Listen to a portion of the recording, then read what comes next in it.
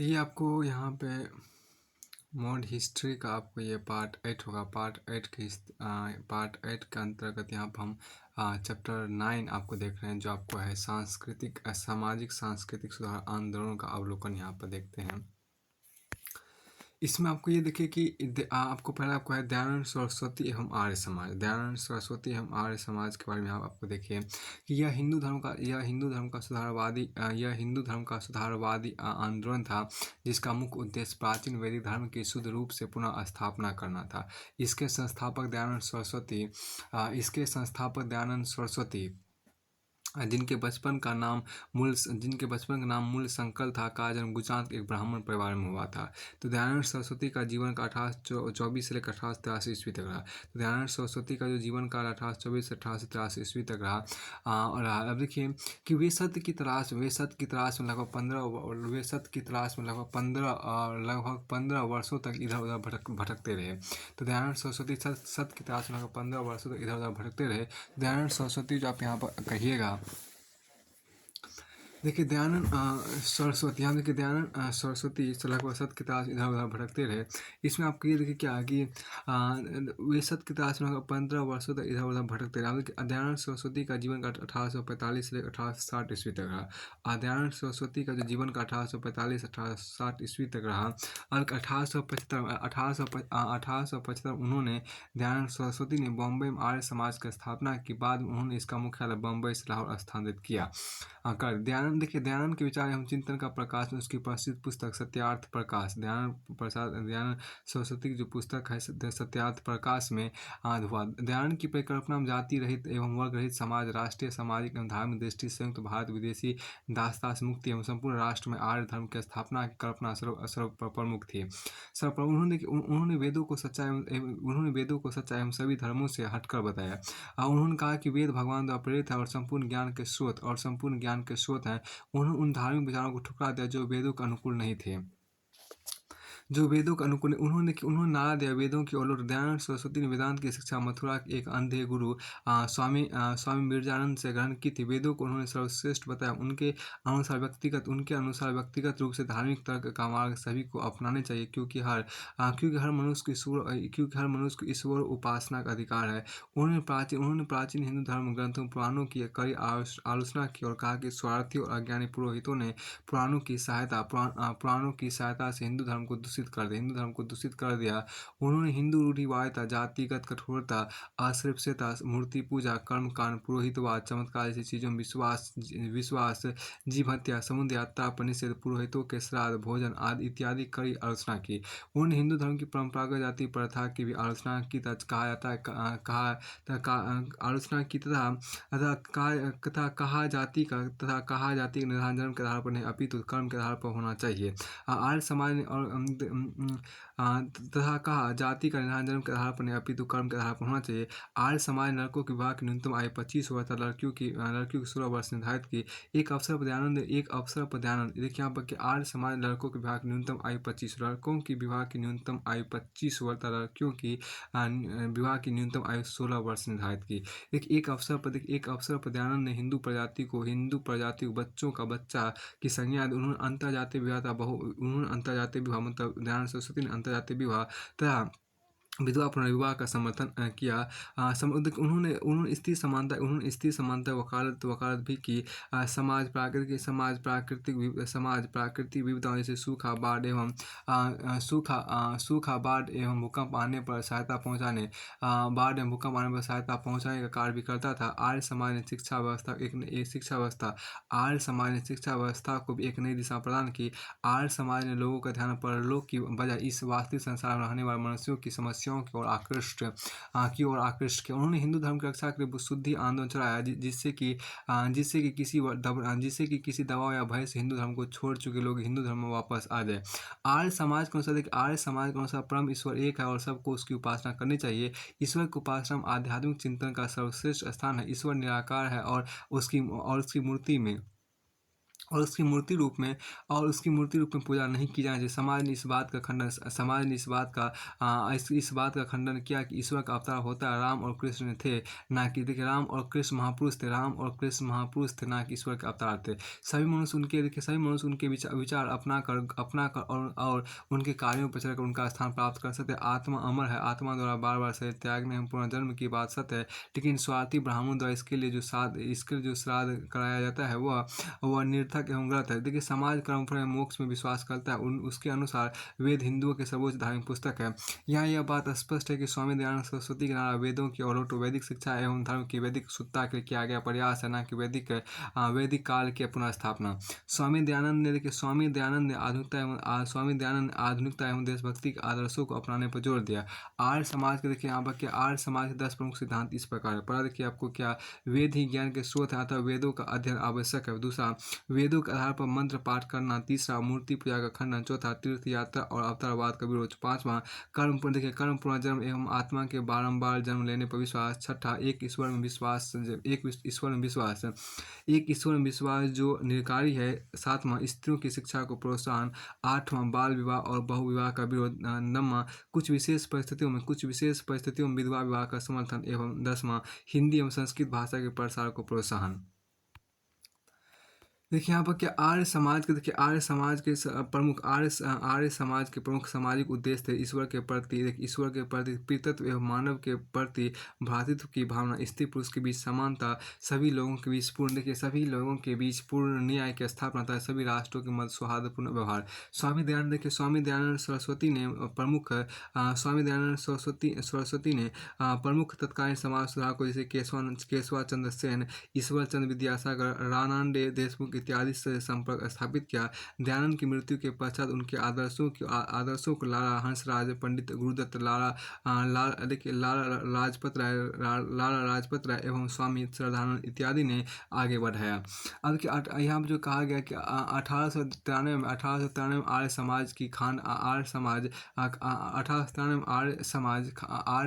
समाज खान पान और शिक्षा नीति के मुद्दे को लेकर दो समूह में विभाजित हो गया। पहला समूह को मांसाहार और पश्चिमी शिक्षा के पक्ष में था, जिसे कल्चरल पार्टी कहा गया। इनका तर्क था कि आर्य समाज के 10 सिद्धांतों में मांसाहार करने या ना करने उल्लेख नहीं है। इस समूह के नेता आपको महात्मा हंसराज थे। दूसरे समूह ने आपको समग्र शाकाहार का पक्ष और शिक्षा के गुरुकुल पद्धति का समर्थन किया।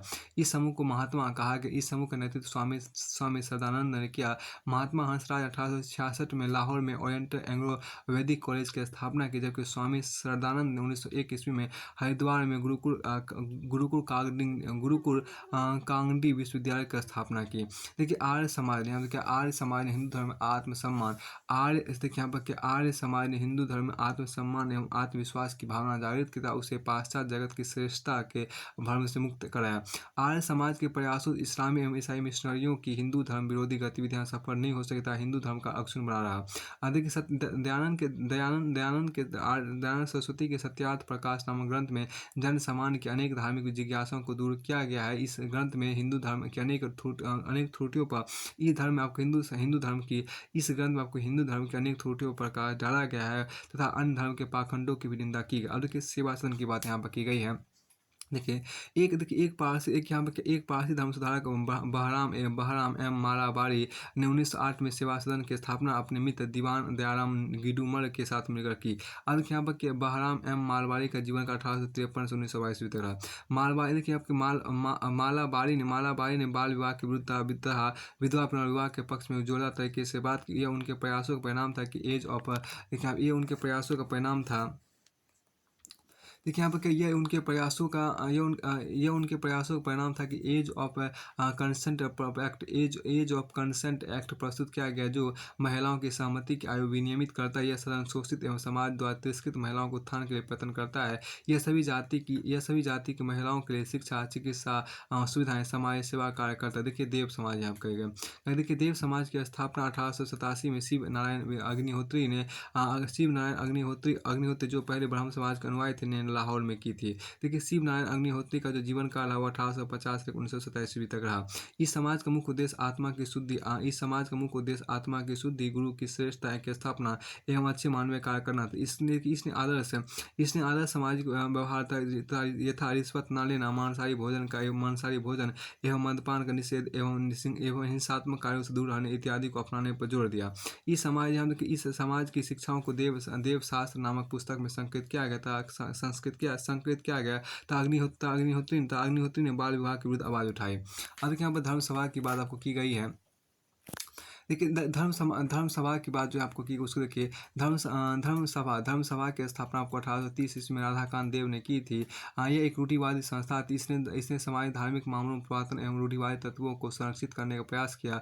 यहाँ तक कि इसने सती प्रथा को समाप्त किए जाने के प्रयासों का विरोध किया, लेकिन सभा ने पाश्चात्य शिक्षा विशेषकर बालिकाओं में से प्रोत्साहित करने का समर्थन किया।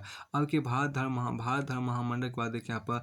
भारत धर्म महामंडल भारत के शिक्षित रूढ़िवादी हिंदुओं का एक संगठन था, जिसका गठन आर्य समाज, थियोसोफिकल समर्थक एवं रामकृष्ण मिशन से हिंदू रूढ़िवादिता को बचाने के लिए किया गया था। 1855 इसी प्रकार एक अन्य संगठन सनातन धर्म सभा की स्थापना की गई। इसका उद्देश्य भी हिंदू रूढ़िवादिता के हितों को सुरक्षित रखने हेतु प्रयत्न करना था। दक्षिण भारत में धर्म महापरिषद एवं बंगाल में धर्म महामंडली की स्थापना इन्हीं उद्देश्यों के लिए की गई थी। 1902 में इन सभी संगठनों में आपस में संयुक्त होकर इन सभी संगठनों में आपस में संयुक्त होकर एक बड़े संगठन भारत धर्म महामंडल की स्थापना की, जिसका मुख्यालय वाराणसी में था। इस संगठन ने हिंदुत्व की रक्षा के प्रयास के तथा अपने उद्देश्य की पूर्ति के हिंदू धार्मिक सभाओं, देखिए यहाँ पर क्या हिंदू धार्मिक सभा, हिंदू धार्मिक सभा मतलब हिंदू शिक्षा संस्थान इत्यादि की स्थापना की। इस महामंडल के सदनों में पंडित मदन मोहन मालवीय प्रमुख थे। अब के राधा स्वामी आंदोलन की बात करते हैं। आगरा के एक बैंकर तुलसीराम ने, जिन्हें शिव दयाल साहब के नाम से जाना जाता है था। देखिए यहाँ पर क्या आगरा के एक बैंकर तुलसीराम ने, जिन्हें शिव दयाल साहब के नाम से जाना जाता था 1867 में इस आंदोलन की शुरुआत। इस आंदोलन के समर्थक एक ही ईश्वर की सर्वोच्चता में विश्वास, गुरु की सर्वोच्चता में विश्वास, सत्संगों का आयोजन एवं सादगीपूर्ण सामाजिक जीवन में आस्था रखते थे। वे सांसारिक मायामोह से दूर रहने का भी प्रयत्न करते थे। इनके अनुसार सभी धर्म सत्य है। इस आंदोलन के अनुयायियों का दरगाह एवं अन्य धार्मिक स्थलों में जाने में विश्वास नहीं था। इस आंदोलन के अनुयायियों का दरगाह एवं अन्य धार्मिक स्थलों में जाने का विश्वास नहीं था। इसके सिवाय वे सत्य एवं विश्वास तथा सेवा एवं प्रार्थना को सर्वोच्च प्राथमिकता देते थे। देखिए श्री नारायण गुरु धर्म परिपालन, जिसको SNDP बोलते हैं, SNDP आंदोलन के श्री नारायण गुरु धर्म परिपालन SNDP आंदोलन कहते हैं। देखिए यह आंदोलन एक क्षेत्रीय आंदोलन था, जिसका जन्म समाज के दलित वर्ग एवं ब्राह्मण वर्ग में टकराव के कारण आपको हुआ। जी इस आंदोलन की शुरुआत केरल के देखिए यहाँ पर इस आंदोलन की शुरुआत आपको केरल के इजवास जाति के भी इस आंदोलन की शुरुआत आपको केरल के इजवास जाति के श्री नारायण गुरु स्वामी ने की। अब के श्री नारायण गुरु स्वामी का आपको जीवन काल 1856 से 1928 ईस्वी तक रहा। ये देखिए इजवास केरल की सबसे बड़ी दलित जाति है, जिसे अछूत माना जाता था। यह राज्य की कुल जनसंख्या का 26% थी। इस जाति के लोग यहाँ देखिए इस जाति के लोग मुख्यतः तार या शराब बेचने काम करते थे। 1888 में शिवरात्रि के अवसर पर श्री नारायण गुरु ने पिछड़ी जाति का होने के बावजूद केरल के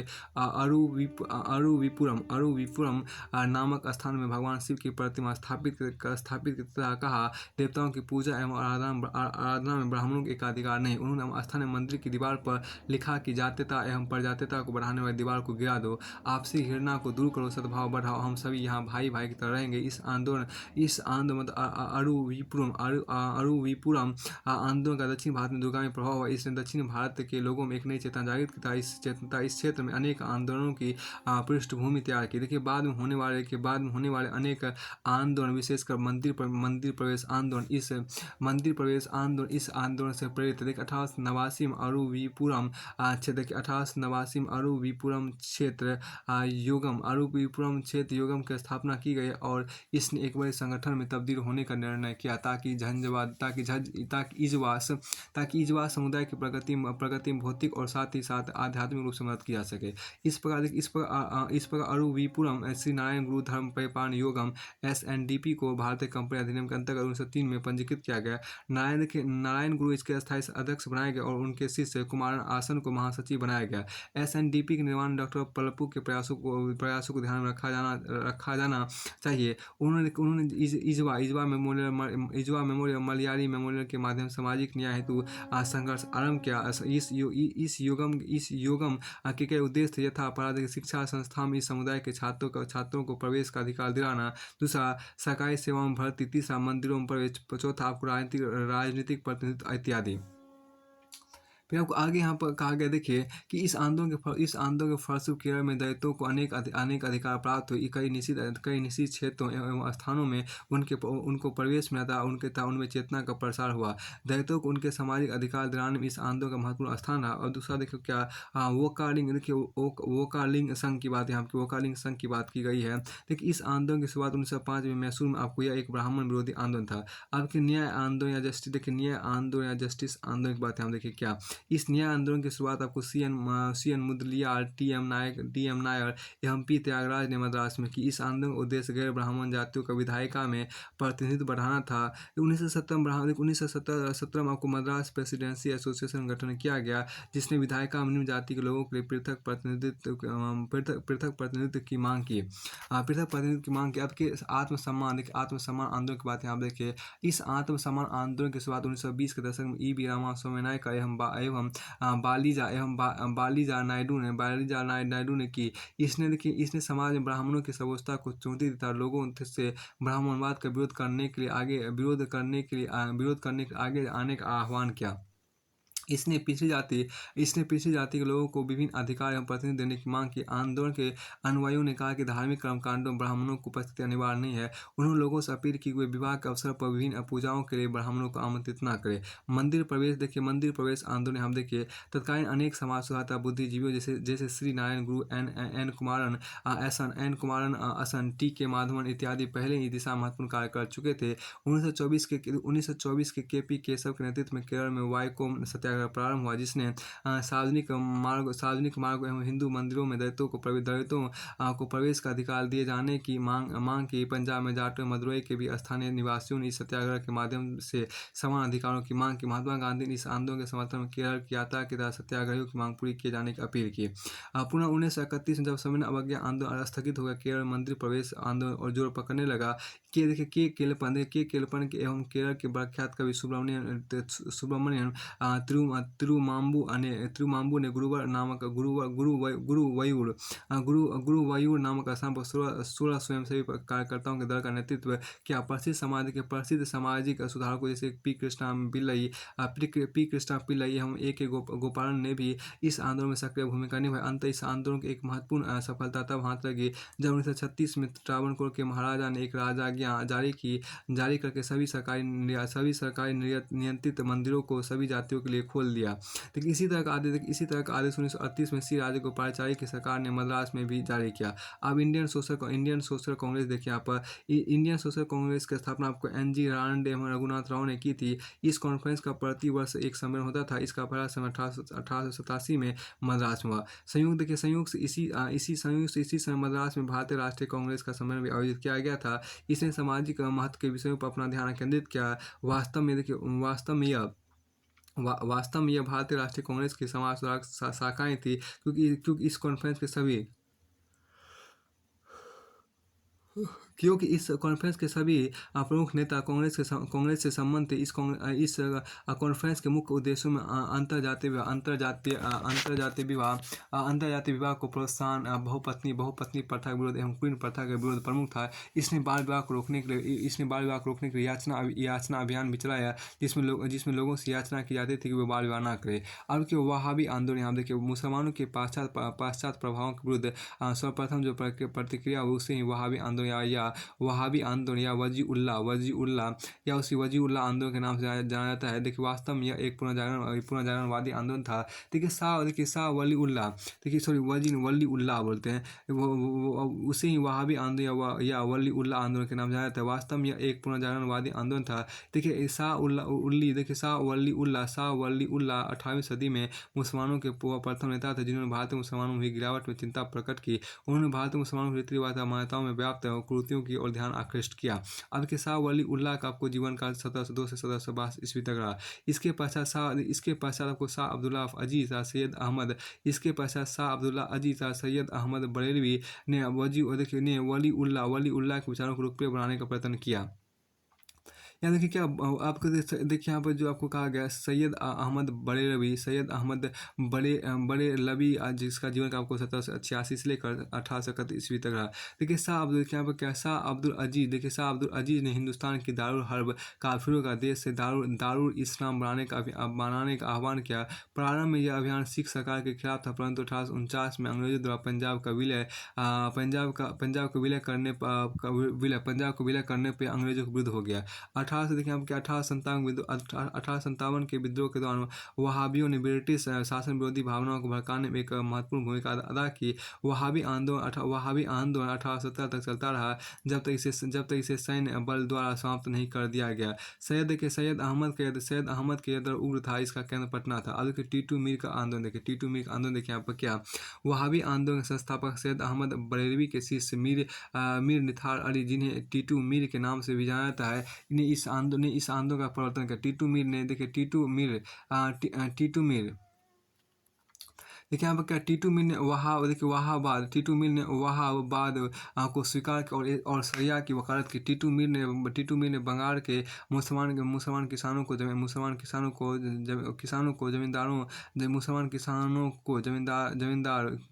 जमींदारों जो अधिकतर हिंदू थे एवं अंग्रेज नील सौदागरों के विरुद्ध संगठित किया। यद्यपि ब्रिटिश सरकार ने इस आंदोलन को आतंकवादी या अहिंसक नहीं माना, किंतु आंदोलन के अंतिम वर्षों, विशेषकर उसी वर्ष से जब टीटू मीर का निधन हुआ, इसके कार्यकर्ता एवं पुलिस में अनेक झड़पें हुई। 1831 इसी प्रकार की एक मुठभेड़ में टीटू मीर का निधन हो गया था।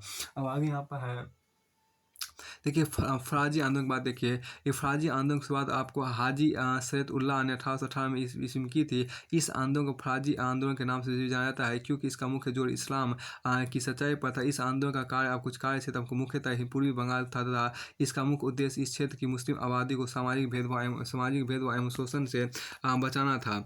शोषण से आपको क्या बचाना था। हाजी सैयद उल्लाह के पुत्र दुदू मियाँ के नेतृत्व में 1827 के पश्चात आंदोलन ने क्रांतिकारी रुख अख्तियार कर लिया। दुदू मियाँ ने आंदोलन को एक नया स्वरूप प्रदान किया। उन्होंने इसे गांव से लेकर प्रांतीय स्तर तक संगठित किया। उन्होंने संगठन के प्रत्येक स्तर पर एक प्रमुख नियुक्त किया। इस आंदोलन ने सशक्त कार्यकर्ताओं का एक दल तैयार किया, जिसका कार्य हिंदू जमींदारों एवं पुलिस के विरुद्ध संघर्ष करना था। दुदू मियाँ को अनेक बार पुलिस ने गिरफ्तार किया, किंतु 1827 में दुदू मियाँ की लंबी गिरफ्तारी के पश्चात आंदोलन कमजोर हो गया। 1862 में दुदू मियाँ की मृत्यु के बाद भी आंदोलन चलता रहा, किंतु किसी बड़े राजनीतिक प्रश्रय के अभाव में इसकी पहचान एक क्षेत्रीय धार्मिक आंदोलन के रूप में सिमट कर गए। अब अहमदिया आंदोलन की बात। अहमदिया आंदोलन 19वीं शताब्दी मुस्लिम समाज और धर्म सुधार के लिए एक और आंदोलन चला, जिसे अहमदिया आंदोलन कहते हैं। अहमदिया ने इस्लाम के एक पंथ का निर्माण किया जिसका जन्म भारत में हुआ। इसकी स्थापना वर्ष 1889 में मिर्जा गुलाम अहमद ने की। देखिए अहमदिया आंदोलन उदार सिद्धांतों पर आधारित था। इसके नेता स्वयं को हजरत मोहम्मद की ही तरह अवतार मानते थे। आंदोलन मुस्लिम समाज में सुधार लाने एवं उसमें व्याप्त कुरीतियों को दूर करने के कार्य को अपना प्रमुख उद्देश्य मानता था। इसने गैर मुसलमानों के प्रति युद्ध जिहाद को बंद किए जाने की मांग की। आंदोलन ने भारतीय मुसलमानों के मध्य पाश्चात्य उदारवादी शिक्षा के प्रसार को बढ़ावा दिया। अहमदिया समुदाय ही मात्र ऐसा इस्लामिक पंथ है जिसका विश्वास है कि धार्मिक युद्धों एवं रक्तपात को समाप्त करने और नैतिकता, शांति एवं न्याय को पुनर्स्थापित करने के लिए मिर्जा गुलाम अहमद मसीहा बनकर आए। उन्होंने मस्जिद को राज्य से उन्होंने मस्जिद को राज से अलग करने में विश्वास किया और साथ ही साथ मानवाधिकारों एवं सहिष्णुता को बढ़ावा दिया। यह आंदोलन पंजाब के गुरदासपुर जिले के कागदिया नगर से प्रारंभ हुआ था। मिर्जा गुलाम अहमद ने अपने सिद्धांतों की व्याख्या अपनी पुस्तक बराहीन, देखिए बराहीन ए अहमदिया में की, बराहीन ए अहमदिया में की है। अब के सर सैयद अहमद खान एवं अलीगढ़ आंदोलन, सर सैयद अहमद खान एवं अलीगढ़ आंदोलन देखिए यहाँ पर 1857 विद्रोह के पश्चात अंग्रेज सरकार यह मानने लगी कि इस विद्रोह में मुख्य षड्यंत्रकर्ता मुसलमान थे। कालांतर वहाबी आंदोलन के प्रति सरकार विरोधी रुख में देखिए कालांतर को वहाबी आंदोलन के प्रति सरकार विरोधी रुख से यह धारणा और बलवती हो गई, किंतु बाद में ब्रिटिश सरकार यह महसूस करने लगी कि उस समय राष्ट्रवादी आंदोलन की गति जिस तरह जोर पकड़ने लगी थी, उसका सामना करने के लिए शीघ्र ही कोई कदम उठाना अनिवार्य हो गया था। इन्हीं यानी कि क्या कि इन्हीं परिस्थितियों में बढ़ते हुए राष्ट्रवाद का मुकाबला करने के सरकार ने मुसलमानों को सहयोगी के रूप में इस्तेमाल करने का निश्चय किया। लेकिन यह सहयोग तभी प्राप्त किया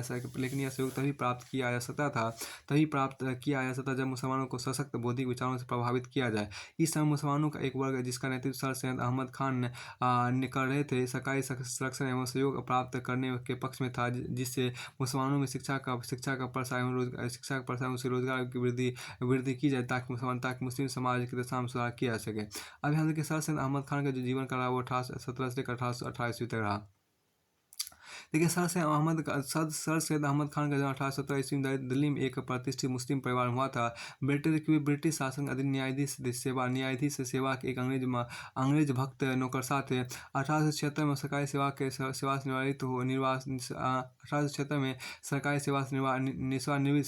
से निवृत्त होने के पश्चात 1878 में इंपीरियल लेजिस्लेटिव काउंसिल के सदस्य बने। अंग्रेजों के प्रति उनके समर्पण से प्रसन्न होकर 1888 में अंग्रेज सरकार ने उसे नाइटहुड की उपाधि प्रदान की। उन्होंने अपील की कुरान की शिक्षाओं की व्याख्या पाश्चात्य वैज्ञानिक शिक्षा के दृष्टिकोण से की जाए। उन्होंने घोषित किया कि कुरान ही मुसलमानों की एकमात्र धार्मिक कृति और सभी अन्य इस्लामिक रचनाएं इसके समक्ष गौण है। उन्होंने कुरान की व्याख्या समसामयिक बौद्धिक तर्कों और ज्ञान के प्रकाश में की। उनके अनुसार पवित्र कुरान की कोई व्याख्या जो मानवीय बुद्ध के मेल से आपको मानवीय तक बुद्धि से मेल नहीं खाती, वस्तुतः गलत व्याख्या है। लेकिन उन्होंने मुसलमानों से आग्रह किया कि वे गलत रीति रिवाज एवं रिवाजों का अनुसरण न करें। उनके अनुसार कोई भी धर्म ग्रहण करने के योग होना चाहिए, अन्यथा यह समाप्त हो जाता है। लेकिन उन्होंने धार्मिक रीति रिवाजों का अनुसरण करने को गलत बताया। फिर देखिए सैयद अहमद खान एक उत्साही शिक्षाविद थे। उन्होंने कस्बों में स्कूल खोले तथा अनेक पुस्तकों को उर्दू में अनुवाद किए। 1875 में अलीगढ़ देखिए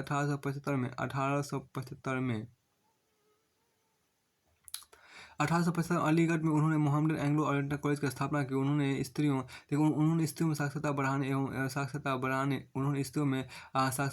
एवं शिक्षित करने के लिए अनेक अथक प्रयास किए। देखिए अनेक अथक परिश्रम किया। देखिए वे मुसलमानों पर्दा प्रथा, बहुपत्नी प्रथा घोर विरोधी। उन्होंने तलाक में स्त्रियों की सहमति लेने की मांग की तथा पीरी मुरीदी जैसी प्रथा की कड़ी शब्दों में निंदा की। वे हिंदू एवं मुसलमान वे हिंदू और मुसलमान दोनों ही एक देश के हैं और एक राष्ट्र हैं। देखिए अब वे हिंदू एवं मुसलमान दोनों धर्मों में एकता के समर्थक हैं। उन्होंने कहा कि हिंदू एवं मुसलमान दोनों ही एक ही देश के हैं और एक राष्ट्र हैं। देश की प्रगति और देखिए एक बार फिर देखिए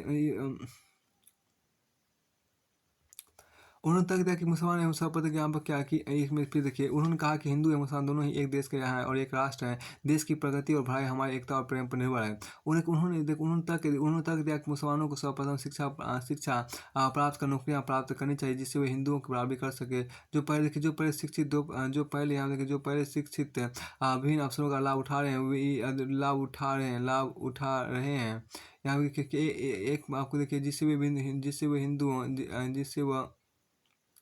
देखिए यहाँ पे क्या कि जिससे वह क्या एक सक्रिय राजनीतिक के रूप में उनका एक सक्रिय राजनीतिक के रूप में उनका विश्वास था कि मुसलमानों को अंग्रेज़ों से अपने संबंध सुधारने चाहिए। मुसलमानों को अपने अंग्रेज़ से अपने संबंध सुधारने सुधारने चाहिए। देखिए तभी उनके हितों की पूर्ति हो सकती है, इसलिए उन्होंने मुसलमानों की ऐसी किसी भी राजनीतिक गतिविधि का विरोध किया, राजनीतिक गतिविधि का विरोध किया जो अंग्रेज़ों के विरुद्ध हो। दुर्भाग्यवश देखिए मुसलमानों में शिक्षा दूसरा दुर्भाग्यवश मुसलमानों में शिक्षा के प्रसार एवं रोजगार के मुद्दे को लेकर वे अंग्रेजी शासन के इतने वशीभूत हो गए कि उन्होंने अंग्रेजों की फूट डालो एवं राज करो जैसी नीति का भी समर्थन कर प्रारंभ कर दिया। देखिए बाद के वर्षों में तो उनके सांप्रदायिक रूप में तो देखिए फिर आपको के बाद के वर्षों में उनके सांप्रदायिक रूप में आश्चर्यजनक परिवर्तन आ गया। कभी हिंदू और मुसलमानों को भारत की दो सुंदर आंखों की संख्या देने वाले सर सैयद अहमद खान हिंदुओं के बिल्कुल विरुद्ध हो गया था। उन्होंने हिंदुओं की निंदा प्रारंभ कर दी। उन्होंने यहाँ तक मतलब सर सैयद अहमद खान ने यहाँ तक कहा कि हिंदुओं के अधीन मुसलमानों का उत्थान कभी हो ही नहीं सकता, कभी नहीं हो सकता। उन्होंने अपने विचार का प्रचार तहजीब उल अखलाक नामक पत्रिका में किया। अलीगढ़ आंदोलन ने शिक्षित मुसलमानों के बीच उदार एवं आधुनिक प्रगति का विकास किया, जो कि मोहम्मद एंग्लो ओरिएंटल कॉलेज भारतीय मुसलमानों के बीच आधुनिक शिक्षा का प्रसार कर रहा था। देखिए उसके बाद मुस्लिम समाज के विभिन्न क्षेत्रों जैसे पर्दा प्रथा, बहुपत्नी प्रथा, विधवा विवाह, स्त्री शिक्षा, दास प्रथा, तलाक इत्यादि क्षेत्र में सुधार लाया। अब आगे यहाँ पर कहा गया अभी आगे क्या कि आपको सुधार लाना था। अब इस आंदोलन के समर्थकों की विचारधारा कुरान की उदार व्यवस्था पर आधारित थी। इस आंदोलन यहाँ देखिए क्या इस आंदोलन के यहाँ एक मिनट देखिए आपको क्या कि इस आंदोलन के समर्थकों की विचारधारा कुरान की उदार व्याख्या पर आधारित थी और इन्होंने मुस्लिम समाज में आधुनिक एवं उदार संस्कृति को प्रोत्साहित करने का प्रयत्न किया। वे आधुनिक पथ पर चल कर मतलब ये लोग आधुनिक पथ पर चल कर आधुनिक पथ पर चल कर इस्लामिक समाज का आधुनिकीकरण करना चाहते थे। इस प्रकार अलीगढ़ आंदोलन तत्कालीन समय में मुस्लिम सांस्कृतिक एवं धार्मिक गतिविधियों का केंद्र बन गया था। अब के देवबंद स्कूल दारुल उलूम की बात कर लीजिए। इसमें आपको देखिए तो फिर आपको यहाँ पर क्या कि देखिए इस आंदोलन के समर्थकों की विचारधारा कुरान की उदार व्याख्या पर आधारित थी। इन्होंने मुस्लिम समाज में आधुनिक एवं उदार संस्कृति को प्रोत्साहित करने का प्रयत्न किया। वे आधुनिक पथ पर चलकर इस्लामिक समाज का आधुनिकीकरण करना चाहते थे। इस प्रकार अलीगढ़ आंदोलन तत्कालीन समय में मुस्लिम सांस्कृतिक एवं धार्मिक गतिविधियों का केंद्र था। देखिए देवबंद स्कूल या दारुल उलूम की बात करते हैं। देवबंद स्कूल या दारुल उलूम यहाँ पर देखिए जो आपको कहा गया है। इसमें देखिए यह भी एक प्रकार का मुस्लिम धार्मिक आंदोलन था। यह भी एक देवबंद स्कूल देखिए दारुल उलूम नाम का यहाँ देखिए। इसमें देखिए क्या किया एक प्रकार का मुस्लिम धार्मिक आंदोलन था जिसे मुस्लिम धर्म के रूढ़िवादी उलेमा द्वारा प्रारंभ किया गया था। इस आंदोलन के दो मुख्य उद्देश्य कुरान एवं हदीस की शिक्षाओं को मुसलमान के मध्य प्रचार प्रसार करना। अब देखिए यहाँ पर क्या कि एक कुरान एवं हदीस की शिक्षाओं का मुसलमानों के मध्य प्रचार प्रसार करना था। अब देखिए यहाँ पर प्रचार प्रसार करना था एवं दूसरा आपके यहाँ पर देखिए कि दूसरा विदेशी आक्रांताओं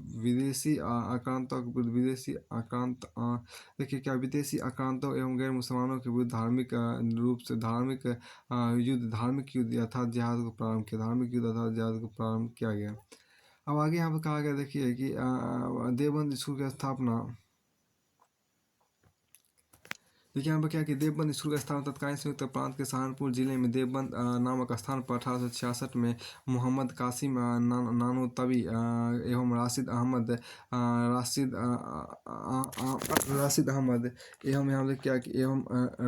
अहमद गंगोही ने संयुक्त रूप से की थी। ये दोनों मुस्लिम समुदाय के धार्मिक नेता थे। ये आंदोलन अलीगढ़ ये देखिए एक मिनट कि ये आंदोलन आपको क्या ये दोनों अलीगढ़ ये देखिए आप एक बार फिर देखिए ये दोनों एक बार फिर इसमें देखिए देवबंद स्कूल की स्थापना देखिए एक बार देवबंद स्कूल की स्थापना तत्कालीन संयुक्त प्रांत के सहारनपुर जिले में देवबंद नामक स्थान से 1800 देवबंद नामक स्थान में 1866 ईस्वी में मोहम्मद कासिम नानोतवी एवं राशिद अहमद गंगोत्री 1800 ने संयुक्त रूप से की थी। तो देखिए मोहम्मद कासिम नानोतवी का जीवन का 1800 तो उसका जो 1832-1880 तक रहा। फिर अब वो नानादेव देखिए क्या कि नानादेव का जो इसमें देखिए क्या कि ना गंगोत्री का जो जीवन काल होगा, एक मिनट देखिए यहाँ पर राशिद अहमद गंगोत्री का जीवन गंगोही का जीवन का 1828 से 1905 तक था। अब आगे यहाँ पर देखिए क्या कि ये दोनों मुस्लिम और देखिए ये दोनों देखिए यहाँ पर क्या ये दोनों मुस्लिम समुदाय के धार्मिक नेता हैं। ये आंदोलन यहाँ पर क्या ये देखिए आंदोलन अलीगढ़ आंदोलन के विरुद्ध था। इसने अलीगढ़ आंदोलन द्वारा मुस्लिम समाज तथा मुस्लिम समुदाय के शैक्षणिक स्तर पर नेतृत्व आवाज दिया गया। अनुयायी यहाँ तक क्या कि एक मिनट कि इसने अलीगढ़ आंदोलन द्वारा मुस्लिम समाज का पाश्चात्यकरण करने का उदार रुख अपनाने के रवैये का कड़ा विरोध किया तथा उस क्या कि तथा उस मुस्लिम समुदाय की तरह उस मुस्लिम समाज एवं क्या कि तथा उसे मुस्लिम समुदाय का नैतिक एवं धार्मिक अब यहाँ तथा मुस्लिम समुदाय का नैतिक एवं धार्मिक उत्थान करने की वकालत की। इसने अलीगढ़ आंदोलन के अनुयायी द्वारा अंग्रेजी सरकार का समर्थन करने के कार्य की भी निंदा की। अब आगे यहाँ पर देखिए इसमें जो कहा गया इसके अंतर्गत आपको देखिए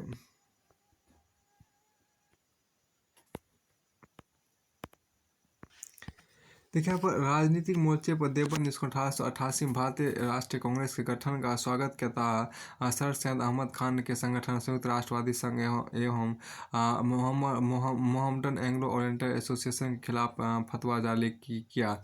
यह आंदोलन यहाँ पर क्या यह आंदोलन सर सैयद अहमद खान द्वारा मुस्लिम समाज देखिए मुस्लिम समाज सुधार हेतु किए जा रहे कार्यों का कड़ा विरोध था। देखिए यहाँ पर क्या कि यह आंदोलन सर सैयद अहमद खान द्वारा मुस्लिम समाज सुधार हेतु किए जा रहे कार्यों का कड़ा विरोध था। इसने सैयद अहमद के प्रयासों को मुस्लिम समाज के लिए आत्मघाती बताया। मोहम्मद उल हसन ने अपने नेतृत्व में देवबंद स्कूल के धार्मिक विचारों को नया राजनीतिक एवं बौद्धिक स्वरूप प्रदान किया। उन्होंने इस्लामिक सिद्धांतों एवं राष्ट्रवादी प्रेरणा के समन्वय हेतु सराहनीय प्रयास किए। यहाँ देखिए बाद में जमात उल इस्लाम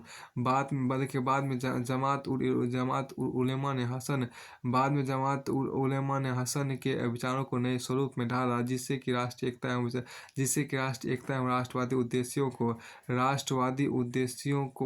को क्षति पहुंचाए बिना मुसलमानों के धार्मिक एवं राजनीतिक हितों की रक्षा हो सके। देवबंद स्कूल के एक अन्य समर्थक शिबली नुमानी का मत था कि शिक्षा की पद्धति में अंग्रेजी एवं यूरोपीय विज्ञान का भी सम्मेलन किया जाए। उन्होंने 1894 में लखनऊ आपको नदवतुल उलेमा एवं दारुल उलूम की स्थापना की। वे भारतीय राष्ट्रीय कांग्रेस के आदर्शों में विश्वास करते थे तथा हिंदू एवं मुस्लिम एकता के समर्थक थे। उनका मत था कि दोनों धर्मों में एकता से ही राष्ट्र में दोनों समुदाय के लोग आपसी सद्भाव से रह सकते तथा प्रगति कर सकते हैं।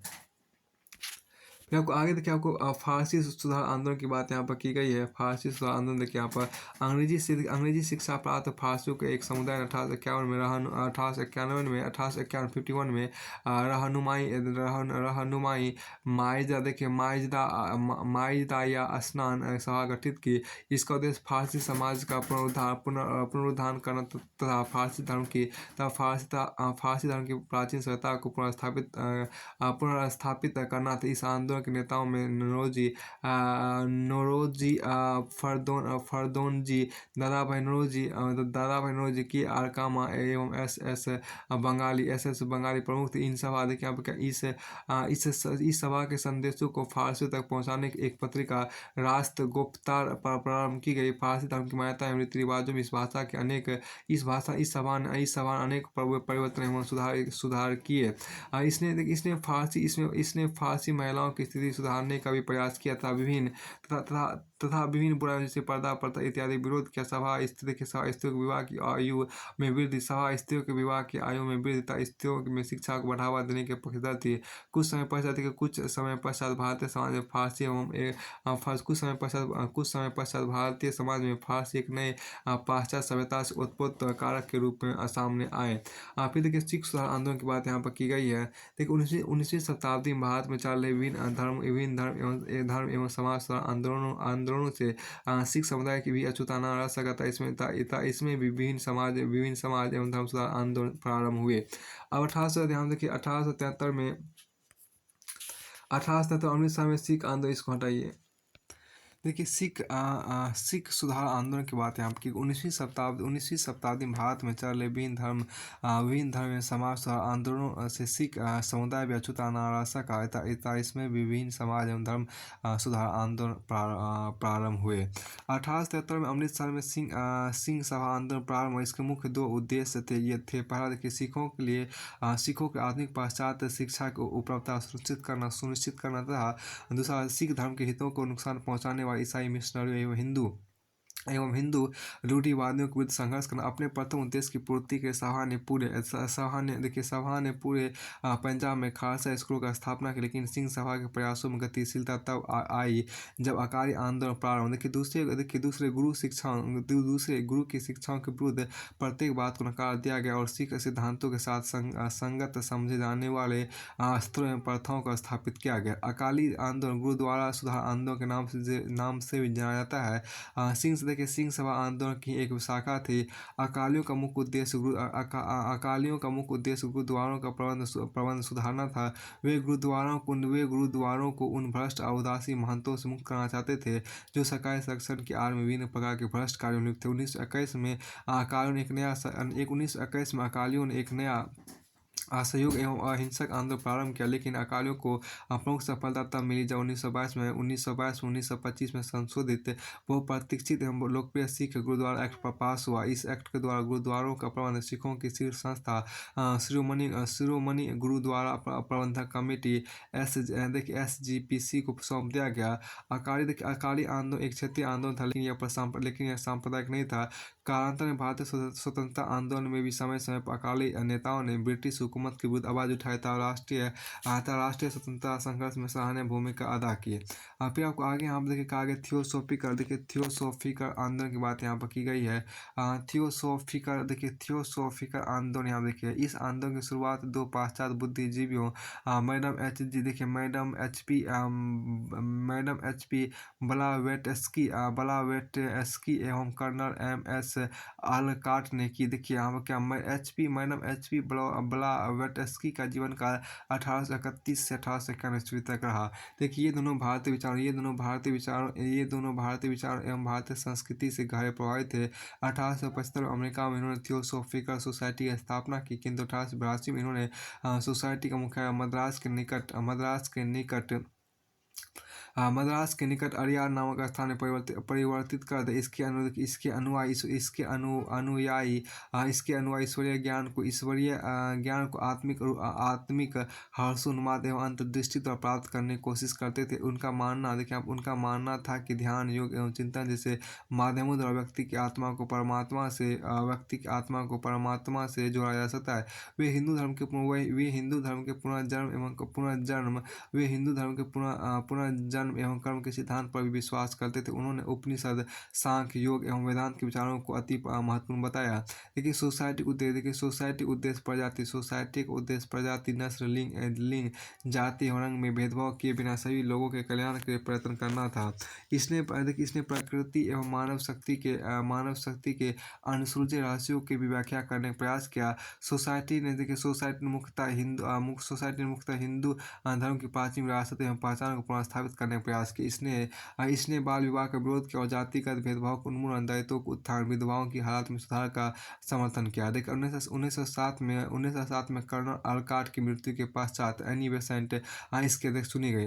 अब एनी बेसेंट का जीवन 1847 से 1933 ईस्वी तक रहा। देखिए एनी बेसेंट की अध्यक्षता में सोसाइटी की लोकप्रियता में और ज़्यादा वृद्धि हुई। एनी बेसेंट 1893 में भारत आई। अपने उद्देश्यों की प्राप्ति के लिए एनी बेसेंट ने महाराष्ट्र में सेंट्रल हिंदू स्कूल की आधारशिला रखी और उसकी प्रगति के भरसक परिवर्तन किया। देखिए इस स्कूल में इस स्कूल में इस स्कूल में आपको हिंदू धर्म में पाश्चात्य वैज्ञानिक विषयों की शिक्षा दी जाती थी। ये स्कूल आपको आगे चलकर कॉलेज और अंत 1915 बनारस हिंदू विश्वविद्यालय में परिणित हो गया। एनी बेसेंट ने स्त्री शिक्षा के क्षेत्र में महत्वपूर्ण कार्य किया। थियोसॉफिकल सोसाइटी ने धर्मों को मजबूत करने की वकालत की तथा शिक्षित हिंदुओं को हिंदू धर्म की प्राचीन समृद्ध विरासत से अवगत कराया। किंतु अपने अर्थपूर्ण उद्देश्यों एवं सराहनीय प्रयत्नों के पश्चात भी थियोसॉफिकल सोसाइटी किसी ऐसे कार्यक्रम या आंदोलन को जन्म देने में असफल है जिसके हिंदू धर्म या समाज में जिसके हिंदू धर्म या समाज में दूरगामी प्रभाव हो, या किसी बड़े परिवर्तन को अंजाम देने में भी असफल है। सोसाइटी के अनुयायी भी पाश्चात्य वर्ग के रूप में समाज का छोटा हिस्सा ही आते हैं। देखिए धार्मिक परिवर्तनवादी के रूप में भी थियोसॉफिकल समर्थकों को ज़्यादा सफलता हाथ नहीं लगी। लेकिन हिंदू धर्म की समृद्ध विरासत से लोगों को अवगत करा करता प्राचीन धर्म दर्शन और विज्ञान की महत्ता प्रतिपादित कर सोसाइटी ने लोगों के मन में राष्ट्रवाद की प्रेरणा जागृत की। इस प्रेरणा ने राष्ट्रीय स्वतंत्रता संघर्ष देखिए यहाँ पर क्या इस प्रेरणा ने राष्ट्रीय स्वतंत्रता संघर्ष में ब्रिटिश शासन के विरुद्ध आंदोलन करने की चेतना भारतीयों में जागृत की। दूसरे दृष्टिकोण से यह भी माना जाता है कि थियोसॉफिकल सोसाइटी ने भारतीयों को उनके परंपरागत रीति रिवाजों एवं दर्शन को बांधे रखा था। उनकी समृद्धता गुणगान करके उनमें गर्व का भाव भर दिया। अब के सुधार आंदोलन का महत्व देखिए सकारात्मक प्रभाव क्या समाज के रूढ़िवादी वर्गों ने विभिन्न समाज सुधारकों के द्वारा वैज्ञानिक विचारधारा को सामाजिक धार्मिक स्वरूप देने के प्रयासों का अत्यंत कड़ा विरोध किया। इसके कारण अनेक समाज सुधारकों को अपमानित होना पड़ा, उनकी निंदा की गई, उन पर अभियोग लगाए गए, उनके विरुद्ध फतवे जारी किए गए, कुछ की तो हत्या करने की भी चेष्टा की गई। किंतु तीव्र विरोधों के बावजूद भी इन सुधार आंदोलन लोगों को स्वतंत्रता एवं समानता का भाव जागृत किया। इसने लोगों को यह महसूस करने हेतु प्रेरित किया कि मनुष्य स्वतंत्र पैदा हुआ, इससे स्वतंत्रता का अधिकार उसे ईश्वर प्रदत्त है, कोई भी व्यक्ति समाज या शासन इस पर रोक नहीं लगा सकता। आंदोलन देखिए यहाँ पर क्या आंदोलन ने समाज में पुरोहितों के एकाधिकार को कई चुनौती दी। धार्मिक ग्रंथों की यहाँ देखिए धार्मिक ग्रंथों की विभिन्न भाषाओं में किए गए अनुवाद से लोग विभिन्न धर्मों का अध्ययन कर सके था। उनमें यह विश्वास किए गए अनुवाद से लोग विभिन्न धर्मों का अध्ययन कर देखिए यहाँ पर धार्मिक ग्रंथों विभिन्न भाषाओं में किए गए अनुवाद से लोग विभिन्न धर्मों का अध्ययन कर सके था। उनमें यह विश्वास जागा कि धार्मिक रीति रिवाज के पालन एवं धार्मिक अनुवाद का कार्य प्रत्येक मनुष्य स्वयं कर सकता है। प्रत्येक व्यक्ति को यह अधिकार है कि ईश्वर की उपासना या चिंतन प्रत्येक व्यक्ति को यह अधिकार है कि ईश्वर की उपासना या चिंतन कर सकता है। इस कार्य के लिए उसे किसी मदद की जरूरत नहीं। इसलिए इसने लोगों में किसी भी नियम को तर्क वितर्क के आधार पर परखने की समझ विकसित की। सुधार आंदोलन ने विभिन्न धर्म के लोगों को उनकी समृद्ध धार्मिक विरासत से अवगत कराया, जिससे उन्हें यह हीन भावना दूर हो सके उनका धर्म पिछड़ा एवं अविकसित है। इसने मध्य वर्ग में नई समझ एवं चेतना जागृत किया। उसके उदय में एक महत्वपूर्ण भूमिका निभाई। देखिए आकलन देखिए यहाँ पर क्या आकलनों के एक मिनट यहाँ देखिए आपको आकलनों आपको है देखिए यहाँ पर क्या कि आंदोलन आपको देखिए आंदोलनों के फलस्वरूप यह स्पष्ट हो गया कि स्पष्ट हो गया कि शोषण एवं भेदभाव का शासन लंबे समय तक अस्तित्व में नहीं रह सकता। इसके विरुद्ध तीव्र जन आक्रोश होता है। इसने तत्कालीन परिस्थितियों में पाश्चात्य ज्ञान एवं विद्वान की महत्ता को रेखांकित किया, जिसके फलस्वरूप विभिन्न शिक्षा संस्थानों में इन विषयों का पठन पाठन प्रारंभ पाश्चात्य जगत के ज्ञान से भारतीयों ने तुलनात्मक अध्ययन के फलस्वरूप पाया कि उनका धर्म एवं संस्कृति अपने आप में महान विरासत संजोए हुए हैं तथा वे पश्चिम से किसी प्रकार कम नहीं है। आंदोलन ने सामाजिक भेदभाव एवं शोषण पर कड़े प्रहार के तहत इसके विरुद्ध संघर्ष करने की चेतना लोगों में जागृत की। पुरातन एवं अव्यावहारिक रीति रिवाजों एवं परंपराओं को छोड़ने की अपील आंदोलनकारियों ने लोगों से की। तब बताया कि वे परंपरा एवं मूल्य हैं। तब बताया कि वे परंपरा एवं मूल्य ही वास्तविक है जो समय के साथ प्रासंगिक बने रहे। इसने लोगों को चेताया कि वे पाश्चात्य सभ्यता एवं संस्कृति का अंधा अनुकरण न करें। इसने भारत के बौद्धिक एवं धार्मिक पृथक्करण को समाप्त किया। इसने क्या कि इसने समाप्त किया था तत्कालीन विश्व के साथ संपर्क स्थापित किया था कि समाज सुधारकों ने आपको क्या है, समाज सुधारकों ने लोगों से अपेक्षा की वे पाश्चात्य ज्ञान एवं परंपराओं का अनुपालन अपने धर्म एवं संस्कृति के अनुरूप करेंगे। इसने लोगों की शक्ति एवं आंदोलन करने की प्रवृत्ति को एक नया स्वरूप दिया, जो कि उपनिवेशी शासन के तले बिल्कुल असहाय होकर रह गई थी। कद का- का- कालांतर इन्हीं प्रयासों के फलस्वरूप भारत में यह समझ विकसित हुई कि वे स्वतंत्रता विदेशी शासन के बोझ तले उन्हें नहीं रहना चाहिए। देखिए, समाज सुधारकों ने स्त्रियों की दशा सुधारने तथा स्त्री शिक्षा को बढ़ावा देने में भी सराहनीय कार्य किया। देखिए, समाज सुधारकों यानी कि समाज सुधारकों ने तत्कालीन समाज व्याप्त विभिन्न कुरीतियों यथा सती प्रथा, बाल विवाह, बहुपत्नी प्रथा तथा पर्दा प्रथा इत्यादि पर कड़े प्रहार किया था। काफी हद तक इनके उन्मूलन में सफलता हासिल की। इन्हीं का प्रयत्न था कि विधवा पुनर्विवाह कानूनी मान्यता मिली तथा विधवाओं की दशा में सुधार हुआ। देखिए, दलितों एवं पिछड़ों की दशा सुधारने तथा उन्हें समाज में एक सम्मानजनक स्थान दिलाने में समाज सुधारकों ने अथक प्रयास किए। इस प्रकार देखिए यहाँ पर क्या इस प्रकार सुधार आंदोलन का चरण भारतीय इतिहास के एक ऐसा चरण भारतीय इतिहास में एक ऐसा चरण था जिसने न केवल भारतीय समाज एवं धर्म को नई दिशा दी, अपितु भारतीय इतिहास में एक नए अध्याय का समावेश भी किया। लेकिन इन आंदोलनों का ही एक प्रतिफल था कि उपनिवेशी शासन के विरुद्ध संघर्ष करने में पूरा भारतीय समाज उठ खड़ा हुआ तथा उसे जड़ से उखाड़ फेंका। अब देखिए नकारात्मक पहलू क्या हुआ। और 19वीं सदी के सुधार आंदोलन मुख्यतः शहरी मध्य एवं उच्च वर्ग तक ही सीमित रहे था। तो कोई भी आंदोलन देश के गांव और किसानों तक शहरों के गरीब लोगों तक नहीं पहुंच सका। इसके अतिरिक्त आपको आंदोलन कार्यकर्ताओं ने अतीत की महानता और अपने धर्म ग्रंथों से प्रमाण देने की प्रवृत्ति का सहारा लिया। उनकी इन प्रवृत्ति ने लोगों में सांप्रदायिकता के आधार पर विभाजित होने की गलत परंपरा को अप्रत्यक्ष रूप से बढ़ावा दिया। अनेक इतिहासकारों का मत है कि देश में अनेक कारणों के साथ इन आंदोलनों ने भी सांप्रदायिकता को बढ़ावा दिया। सुधार आंदोलन में संस्कृति कुछ चुनिंदा पहलुओं को ज़्यादा महत्व दिए जाने से सांस्कृतिक अन्य क्षेत्र जैसे स्थापत्य, संगीत, चित्रकला, मूर्तिकला इत्यादि उपेक्षित हुआ। हिंदू समाज सुधारक अपनी विचारधारा ग्रामीण इतिहास और संस्कृति में ही संकुचित होकर रह गया था। उन्होंने मध्यकालीन इतिहास को बिल्कुल ही भुला दिया, जबकि भारतीय इतिहास में मध्यकाल का अपना एक विशेष स्थान था। इसकी अनेक गौरवशाली उपलब्धियां रही है।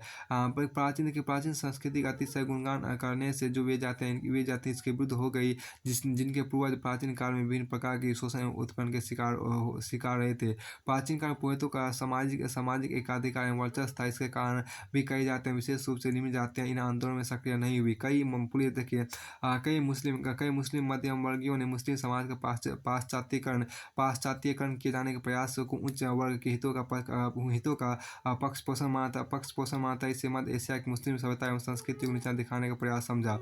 धार्मिक सुधारकों द्वारा केवल अपने धर्म की श्रेष्ठता स्थापित करने के प्रयास से सांप्रदायिक सौहार्द को धक्का लगातार लोगों में आपसी भाईचारा का मत कांता इसी मनोधारणा से लाभ उठाकर अंग्रेज ने भारतीय समाज को विभाजित करने के कुत्सित प्रयत्न प्रारंभ कर दिए, जिसकी सुखद परिणति देश के विभाजन के रूप में सामने आई। अब यहाँ देखिए प्रमुख विचार की बात यहाँ पर की गई कि ईश्वर की सच्ची उपासना वही है जिससे न केवल उस व्यक्ति विशेष का अपितु समस्त मानव जाति कल्याण हो सके। ये बात केशव चंद्र सेन ने कहा था। इस ईश्वर की सच्ची उपासना वही है जिससे न केवल उस व्यक्ति विशेष का अपितु समस्त मानव जाति का कल्याण हो सके। हमारी मातृभूमि के दो महान धर्मों की प्रणाली हिंदू तथा इस्लाम का संगम ही एकमात्र आशा है। देखिए यहाँ पर स्वामी विवेकानंद का था, जब तक करोड़ों लोग भूख और अज्ञान से पीड़ित हैं, तब तक मैं उस हर व्यक्ति को देशद्रोही समझूंगा जो उनके खर्च से शिक्षित बनकर उनके प्रति तनिक भी ध्यान नहीं देता। स्वामी विवेकानंद का था, जब तक करोड़ों लोग भूख और अज्ञान से पीड़ित है, तब तक मैं उस हर व्यक्ति को देशद्रोही समझूंगा जो उनके खर्च से शिक्षित बनकर उनके प्रति तनिक भी ध्यान नहीं देता है। अब कि मत भूलो कि दलित, गरीब, अशिक्षित, चमार, भंगी एवं पिछड़े भी उसी हार मांस के बने हुए जिससे कि सब समाज को उच्च वर्ग वर्ग के लोग हैं। स्वामी विवेकानंद ने कहा था, हम दोनों हिंदू और मुसलमान भारत की हवा पर पलते हैं और हम गंगा और यमुना का पवित्र जल पीते हैं। हम दोनों इसी भूमि की पैदावार खाकर पलते हैं। हम दोनों एक ही देश के हैं और एक ही राष्ट्र के हैं। देश की प्रगति और भलाई हमारी एकता और प्रेम पर निर्भर। ये बात सर सैयद अहमद खान ने कहा था। अब देखिए सारांश में क्या हुआ कि हिंदुओं के सह आंदोलन, यहाँ देखिए हिंदुओं के सह आंदोलन में आपको देखिए बंगाल बंगाल राजा राम मोहन राय और ब्राह्मण समाज हुआ, देवेंद्रनाथ टैगोर और तत्वबोधिनी समाज, केशव चंद्र सेन और भारत का ब्राह्मण समाज। और उसके आगे यहाँ देखिए क्या कि प्रार्थना समाज देखिए क्या डेरोजियो एवं यंग बंगाल आंदोलन हुआ, ईश्वर चंद्र विद्यासागर हुआ। पश्चिम भारत में क्या हुआ, बाल शास्त्री जाम्बेकर हुआ, विद्यार्थियों की शैक्षिक एवं वैज्ञानिक समितियाँ हुआ, परमहंस मंडी हुआ, ज्योतिबा फुले और सत्यशोधक समाज हुआ, फिर गोपाल हरि देशमुख लोकहितवादी हुआ, गोपाल गणेश आगरकर हो गया, सर्वेंट ऑफ इंडिया सोसाइटी। दक्षिण भारत में देखिए श्री नारायण धर्म परिपालन आंदोलन हुआ, वोका लीग संघ हो गया, न्याय आंदोलन हो गया, आत्मसम्मान आंदोलन हो गया, मंदिर प्रवेश आंदोलन हो गया। फिर देखिए संपूर्ण भारत में क्या, देखिए संपूर्ण भारत की बात यहाँ देखिए रामकृष्ण मिशन और विवेकानंद हो गया, दयानंद सरस्वती और आर्य समाज हो गया, थियोसॉफिकल आंदोलन हो गया, मुसलमानों को सुधार आंदोलन हो गया, वहाबी वली उल्लाह आंदोलन हो गया, अहमदिया आंदोलन हो गया, सैयद अहमद खान एवं अलीगढ़ आंदोलन हो गया, देवबंद आंदोलन हो गया। फिर देखिए फारसियों के अनुसार देखिए फारसी सुधार आंदोलन किया, यहाँ देखिए फारसियों के सुधार आंदोलन, यहाँ देखिए रहनु भाई माजदा देखिए माजदा या स्नान सभा हो गया, सिखों के सुधार आंदोलन क्या सिंह सभा आंदोलन हो गया, अकाली आंदोलन हो गया। देखिए सुधार आंदोलन के सकारात्मक प्रभाव देखिए व्यक्ति की स्वतंत्रता एवं समानता की अवधारणा का विकास हो गया, पूजा का अधिकार हर व्यक्ति को, चाहे वो किसी भी जाति का हो। फिर आपको यहाँ पर कहा गया क्या कि मध्य वर्ग में सांस्कृतिक महत्व की स्थापना हो गया। फिर आपको यहाँ पर आगे देखिए कहा क्या कि मानववाद एवं तर्कवाद की अवधारणा का विकास हो गया, शिक्षा विशेषतः पाश्चात्य वैज्ञानिक शिक्षा का प्रसार हो गया, भारतीय समाज में आधुनिकता का विकास हो गया, भारत के सांस्कृतिक एवं बौद्धिक पृथक्करण की समाप्ति हो गया, विभिन्न सामाजिक कुरीतियों का अंत हो गया, राष्ट्रीय चेतना का विकास हो गया, सुधार आंदोलनों के नकारात्मक प्रभाव हो गया। देखिए संकुचित सामाजिक आधार हो गया, देखिए संस्कृति के चुनिंदा पहलुओं को ज़्यादा महत्व, जिससे सांस्कृतिक अन्य क्षेत्र उपेक्षित हुआ। प्राचीन भारतीय संस्कृति को अत्यधिक महत्व, मध्य का ऐतिहासिक सांस्कृतिक उपेक्षा, व्यक्तिगत धर्म की श्रेष्ठ महत्ता को स्थापित करने का प्रयास, प्राचीन सांस्कृतिक व्याख्या में समाज की कुछ जातियों की उपेक्षा, सांप्रदायिकता के उद्भव एवं विकास में अप्रत्यक्ष योगदान। ध्यान देखिए अध्याय 9 पूरी तरह फिनिश होता है। अध्याय 10 जो आपके यहाँ पर है क्या, अध्याय इकाई 5 आपको देखिए इकाई 5 में आपको जो यहाँ पर स्वतंत्रता संघर्ष का आरंभ होता है, एक स्वतंत्रता संघर्ष का आरंभ हुआ। अध्याय 10 में आपको देखिए भारत में आधुनिक राष्ट्रवाद का प्रारंभ। अध्याय 10 जो आपके यहाँ पर हुआ भारत में आधुनिक राष्ट्रवाद का प्रारंभ है। तो अब यहाँ देखिए क्या कि अध्याय 11 जो आपको देखिए भारत में आधुनिक राष्ट्रवाद का प्रारंभ, देखिए आधुनिक राष्ट्रवाद का प्रारंभ अध्याय 10 आपको यहाँ पर है। अब भारत में आधुनिक राष्ट्रवाद का प्रारंभ, देखिए आधुनिक राष्ट्रवाद के विकास के कारक यहाँ पर देखिए क्या सब है। सामान्यतः भारत में राष्ट्रवाद को उदय और विकास उन कारकों का परिणाम माना जाता है जो भारत उपनिवेशी शासन के कारण उत्पन्न हुए, जैसे नई संस्थाओं का स्थापना, रोजगार के नए अवसरों का सृजन, संसाधनों का अधिकाधिक दोहन इत्यादि। दूसरे शब्दों में भारत में राष्ट्रवाद को कुछ उपनिवेशी नीतियों द्वारा एवं कुछ उपनिवेशी नीतियों के विरुद्ध प्रतिक्रिया स्वरूप हुआ, किंतु विभिन्न परिस्थितियों के अध्ययनों उपरांत यह ज़्यादा तर्कसंगत होता है कि भारत में राष्ट्रवाद का उदय किसी एक कारण या परिस्थिति से उत्पन्न न होकर विभिन्न कारकों का सम्मिलित प्रतिफल था। देखिए यहाँ पर क्या कि फ्रांसीसी क्रांति के फलस्वरूप विश्व स्तर पर राष्ट्रवादी चेतना एवं आत्मविश्वास की भावना का प्रसार हुआ। पहला आपको, दूसरा देखिए भारतीय पुनर्जागरण हुआ, तीसरा अंग्रेजों द्वारा भारत में आधुनिकता को बढ़ावा मिला, फिर चौथा आपको ब्रिटिश नीतियों के विरुद्ध भारतीय आक्रोश इत्यादि हुआ। अब यहाँ आगे जो आपको कहा गया क्या कि भारतीय उपनिवेशी हितों में विरोधाभास। देखिए भारतीय उपनिवेशी हितों में उपनिवेशी हितों में विरोधाभास आपको होता है। देखिए भारतवासियों ने क्या किया, भारतवासियों ने देश के आर्थिक पिछड़ेपन को उपनिवेशी शासन का परिणाम माना। उनका विचार था कि देश के विभिन्न वर्गों के लोगों यथा कृषक, शिल्पकार, दस्तकार, मजदूर, बुद्धिजीवी, शिक्षित वर्ग एवं व्यापारी इत्यादि इत्यादि सभी के हित विदेशी शासन की भेंट चढ़ गए थे। देशवासियों की इस सोच ने आधुनिक राष्ट्रवाद के विकास में योगदान दिया। उनका मानना था कि देश में जब तक विदेशी शासन रहेगा, लोगों के आर्थिक हितों पर कुठाराघात होता रहेगा। देखिए देश का राजनीतिक, प्रशासनिक एवं आर्थिक एकीकरण की बात करते हैं। देश का राजनीतिक, प्रशासनिक एवं आर्थिक एकीकरण यहाँ पर देखिए भारत में ब्रिटिश शासन का विस्तार उत्तर में हिमालय से दक्षिण में कन्याकुमारी तक था, पूर्व में असम से पश्चिम में खेवर दर्रे तक था, जबकि भारत का अधिकतर क्षेत्र अतीत में एकल शासन के अधीन, मौर्यों के अधीन और उसके बाद मुगलों के अधीन था। अंग्रेजों ने देश में मौर्य एवं मुगलों से भी बड़े साम्राज्य की स्थापना की। कुछ भारतीय राज्य सीधे ब्रिटिश शासन नियंत्रण में थे, तो अन्य देशी रियासतें अप्रत्यक्ष रूप से अंग्रेजी शासन के अधीन थी। ब्रिटिश सरकार ने पूरे भारत को एक झंडे के तले एकत्र कर दिया। एक दक्ष कार्यपालिका, संगठित न्यायपालिका तथा संहिताबद्ध फौजदारी तथा दीवानी कानून जिन पर दृढ़ता से अमल होता था, भारत के कोने से दूसरे कोने तक लागू होते थे। इसने भारत की परंपरागत सांस्कृतिक एकता का एक नए प्रकार की राजनीतिक एकता प्रदान की। प्रशासनिक सुविधाओं, सैन्य रक्षा उद्देश्य, आर्थिक व्यापनता, व्यापारिक शोषण की बातों को ध्यान में रखते हुए परिवहन के तीव्र साधनों का विकास किया गया। पक्के मार्गों का निर्माण हुआ जिससे एक स्थान दूसरे स्थान जुड़ गए, परंतु देश को एक सूत्र में बांधने का सबसे बड़ा साधन रेल था। 1850 के पश्चात रेल लाइनें बिछाने का प्रारंभ हुआ। रेलवे से अन्य कई लाभों के अतिरिक्त इसने देश को अप्रत्यक्ष रूप से एकीकृत करने का कार्य किया। 1850 के उपरांत भारत में 1850 के उपरांत प्रारंभ हुई आधुनिक डाक व्यवस्था ने तथा बिजली के तारों ने देश को समेकित करने में सहायता की। इसी प्रकार आधुनिक संचार साधनों ने भारत के विभिन्न भागों में रहने वाले लोगों को एक दूसरे से संबंध बनाए रखने में सहायता दी। इससे राष्ट्रवाद को बढ़ावा मिला। राष्ट्रवादी दृष्टिकोण से एकीकरण के इन प्रयासों को दो प्रकार से देखा जा सकता है। पहला, एकीकरण से विभिन्न भाग के लोगों के आर्थिक हित आपस में जुड़ गए। जैसे किसी एक भाग में आकार पड़ने पर इसका प्रभाव दूसरे भाग में खाद्यान्नों के मूल्यों एवं आपूर्तियों पर भी होता था। और फिर आपको आगे यहाँ दूसरा देखिए यहाँ पर क्या कि देखिए यातायात, दूसरा आपकी देखिए यातायात एवं संचार के दूसरा देखिए यहाँ पर क्या यातायात एवं संचार के साधनों के विकास से देश के विभिन्न वर्गों के लोगों, मुख्यतः आपको नेताओं का आपस में राजनीतिक संपर्क स्थापित हो गया। इससे हम देखिए क्या इससे राजनीतिक विचारों के आदान प्रदान की प्रक्रिया को गति मिली तथा उनके मत विभिन्न सार्वजनिक एवं आर्थिक विषयों पर वाद विवाद सरल हो गया। अब देखिए पाश्चात्य चिंतन तथा शिक्षा की बात यहाँ पर की गई। आधुनिक शिक्षा प्रणाली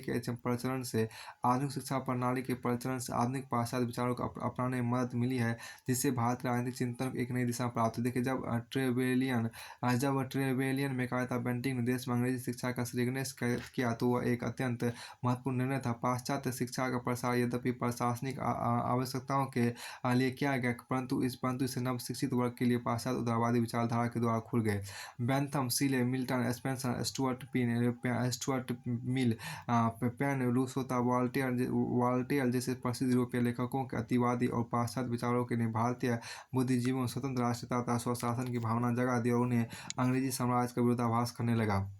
इसके साथ ही देखिए यहाँ पर इसके साथ अंग्रेजी भाषा संपूर्ण राष्ट्र के विभिन्न प्रांतों एवं स्थानों के देखिए यहाँ पर इसके साथ अंग्रेजी भाषा ने संपूर्ण राष्ट्र के विभिन्न प्रांतों एवं स्थानों के लोगों के लिए संपर्क भाषा कार्य किया। इसने सभी भाषियों एक मंच पर लाकर खड़ा कर दिया, जिससे राष्ट्रवादी आंदोलन को अखिल भारतीय स्वरूप मिल सका। अंग्रेजी का ज्ञान प्राप्त करना नव शिक्षित भारतीयों को जैसे वकील, डॉक्टर इत्यादि ने उच्च शिक्षा के इंग्लैंड की यात्रा की। इन्होंने यहाँ एक स्वतंत्र देश में विभिन्न राजनीतिक संस्थाओं के विकास की प्रक्रिया देखी तथा वस्तु स्थिति का भारत से तुलनात्मक आकलन किया, जहाँ नागरिकों को विभिन्न प्रकार के स्वतंत्र अधिकार से वंचित रखा गया था। इस नव पाश्चात्य भारतीय शिक्षित वर्ग ने भारत में नए बौद्धिक मध्य वर्ग का विकास किया। कालांतर में देखिए कालांतर में जिसने राष्ट्रीय आंदोलन में महत्वपूर्ण भूमिका निभाई। भारत की विभिन्न राजनीतिक एवं अन्य संस्थाओं को इसी मध्य वर्ग से नेतृत्व मिला। देखिए यहाँ पर क्या प्रेस देखिए यहाँ पर प्रेस एवं साहित्य, यहाँ देखिए प्रेस एवं साहित्य की भूमिका बात की गई है। देखिए समय समय पर देखिए यहाँ पर समय समय उपनिवेशी शासकों द्वारा भारतीय प्रेस पर विभिन्न प्रतिबंधों के बावजूद 19वीं शताब्दी के पूर्वार्ध में भारतीय समाचार पत्र एवं साहित्य की आशाजनक प्रगति हुई। 1877 में 1877 में प्रकाशित होने वाले विभिन्न भाषा एवं हिंदी समाचार पत्रों की संख्या लगभग 169 थी तथा इनकी प्रसार संख्या लगभग 1 लाख तक पहुँच गई थी। भारतीय प्रेस जहाँ एक और उपनिवेशी नीतियों की आलोचना करता था, वहीं दूसरी ओर देशवासियों से अपनी एकता स्थापित करने का आह्वान करता था। प्रेस देखिए क्या कहते हैं, प्रेस ने आधुनिक विचारों एवं व्यवस्था यथा स्वशासन, लोकतंत्र, दीवानी अधिकार एवं औद्योगिकरण इत्यादि के प्रचार प्रसार में महत्वपूर्ण भूमिका निभाई। समाचार देखिए यहाँ पर समाचार पत्र, जर्नल, पैम्फलेट तथा राष्ट्रवादी साहित्य ने देश के विभिन्न भागों में स्थिति राष्ट्रवादी नेताओं के मध्य विचारों के आदान प्रदान में भी सहायता पहुंचाई। इस प्रकार भारतीय समाचार पत्र भारतीय राष्ट्रवाद के दर्पण बन गए तथा जनता को शिक्षित करने का माध्यम। 19वीं और 20वीं शताब्दी में विभिन्न प्रकार के साहित्य की आलोचना हुई, उससे भी राष्ट्रीय जागरण में सहायता मिली। विभिन्न कविताओं, निबंधों, कथाओं, उपन्यासों एवं गीतों ने लोगों में देशभक्ति तथा राष्ट्र प्रेम की भावना जागृत की। हिंदी में भारतेंदु हरिश्चंद्र, महाराणा रविदास टैगोर, राजा राम मोहन राय, बंकिम चंद्र चटर्जी। मराठी देखिए आपको मराठी में विष्णु शास्त्री चिपलूणकर, असमिया को लक्ष्मीनाथ बेजबरुआ इत्यादि उस काल के प्रख्यात राष्ट्रवादी इतिहास साहित्यकार थे। इन साहित्यकारों ने अपनी रचनाओं द्वारा भारतीयों में स्वतंत्रता, समानता, एकता, भाईचारा, राष्ट्रीयता की भावनाओं को बढ़ावा दिया। साहित्यकारों के इन प्रयासों से आधुनिक राष्ट्रवाद के विकास को प्रोत्साहन मिला। भारत का अतीत का पूर्ण अध्ययन देखिए यहाँ पर। देखिए आप 19वीं शताब्दी के प्रारंभ में भारतवासियों को अपने प्राचीन इतिहास का ज्ञान अत्यंत कम था। वे केवल मध्यकालीन थे या 18वीं सदी के इतिहास से ही थोड़ा बहुत परिचित थे। किंतु तत्कालीन प्रसिद्ध यूरोपीय इतिहासकार जैसे मैक्समर मोनियर, विलियम्स रोथ एवं सेसुन तथा विभिन्न राष्ट्रवादी इतिहासकारों जैसे R G Bhandarkar, R L Mitra एवं स्वामी विवेकानंद इत्यादि ने भारत की प्राचीन सांस्कृतिक विरासत को पुनर्व्याख्यात कर राष्ट्र की एक नई तस्वीर पेश की। इन्होंने अथक परिश्रम कर कला, साहित्य, वास्तुकला, संगीत, दर्शन, विज्ञान, गणित इत्यादि क्षेत्रों में भारतीय उपलब्धियों एवं मानव सभ्यता के विकास में भारत के योगदान को पुनः प्रकाशित किया, जिससे लोगों में राष्ट्रीयता की भावना जागृत हुई। यूरोपीय चिंतकों ने व्याख्या दी कि भारतीय यूरोपीय एक ही प्रकार के आर्यों के संतान है। इसका भारतवासियों पर वैज्ञानिक प्रभाव पड़ा तो उनमें प्रजातीय हिंसा की भावना जाती रही। उनमें से प्रजातीय हिंसा की भावना जाती रही। इससे देशवासियों की यह भ्रांति भी दूर हो गई कि वे सदैव ही गुलामी की दास्ता के अधीन जीते रहे। देखिए समाज धार्मिक सुधार आंदोलन का विकासात्मक स्वरूप देखिए आप 19वीं शताब्दी समाज धार्मिक सुधार आंदोलन का विकासात्मक स्वरूप देखिए आप 19वीं शताब्दी में भारत विभिन्न सामाजिक एवं धार्मिक सुधार आंदोलन प्रारंभ हुए।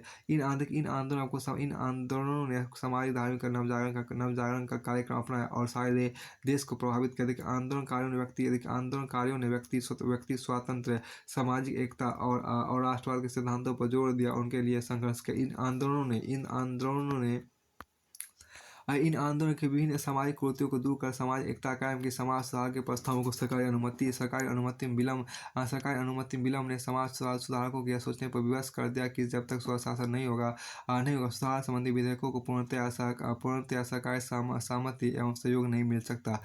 देखिए सुधार आंदोलन ने देशवासियों में साहस जुटाया कि वे अंग्रेजी शासन के विरुद्ध संघर्ष करें। मध्य वर्गीय बुद्धिजीवियों को उत्थान देखिए आपको अंग्रेजों की प्रशासनिक आर्थिक क्रियाओं से नगरों में एक मध्य वर्गीय नागरिकों की दो श्रेणी उत्पन्न हुई। इस नवीन श्रेणी तत्परता से अंग्रेजी भाषा सीख गई, जिससे उसे रोजगार एवं सामाजिक प्रतिष्ठा दोनों ही प्राप्त होने लगा। यह नवीन श्रेणी अपनी शिक्षा और समाज में उच्च स्थान तथा प्रशासक वर्ग के समीप होने के कारण आगे आ गई। देखिए यह मध्य वर्ग भारत की नवीन आत्मा बन गया था। इसने समस्त देश में नई शक्ति का संचार किया। इसी वर्ग ने आपको राष्ट्रीय आंदोलन को उसके सभी चरणों में नेतृत्व प्रदान किया। अब के समकालीन घटनाओं का विश्वव्यापी प्रभाव देखिए। दक्षिण अमेरिका में स्पेनी पुर्तगाली उपनिवेशी शासन की समाप्ति से अनेक नए राष्ट्र उदय हुआ। इसके अतिरिक्त यूनान एवं इटली के स्वतंत्रता आंदोलन एवं आयरलैंड की घटनाओं ने भारतीयों को अत्यंत प्रभावित किया।